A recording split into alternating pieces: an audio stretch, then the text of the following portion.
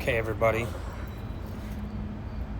A lot of you guys know that we have built a bunch of custom Duramax trucks, but we never videotaped it.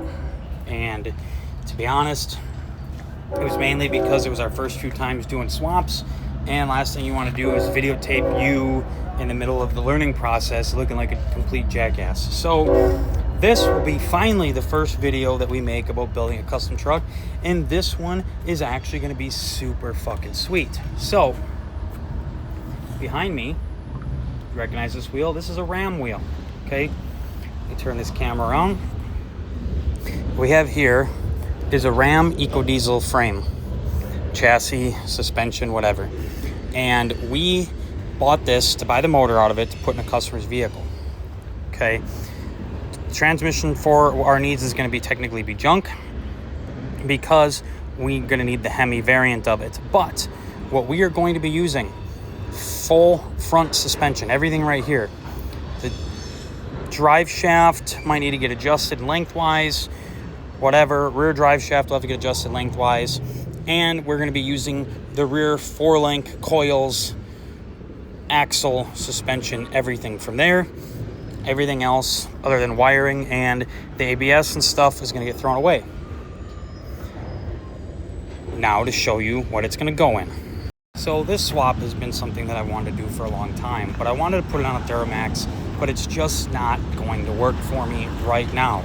I have something way cooler, and that is a rolled 392 Charger that we are going to take the motor out of and some of the electronics, maybe the seats and some other stuff. And we are going to be making a full daily driver Humvee, air conditioning, heat, cruise control, 4-link, full Ram suspension. We are going to be keeping these super sweet 37-inch Goodyears on the bead locks.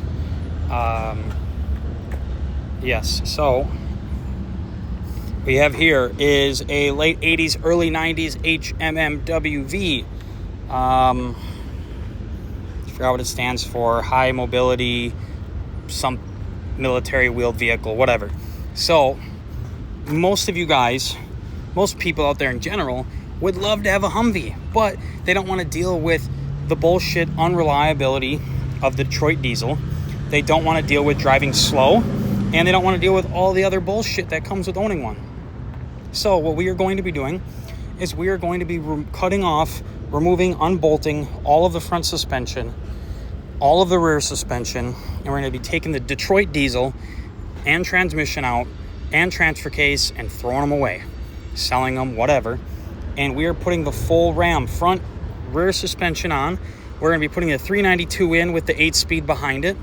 And then we're going to be using some of the interior parts from the 392 Charger as well. There's a dog here.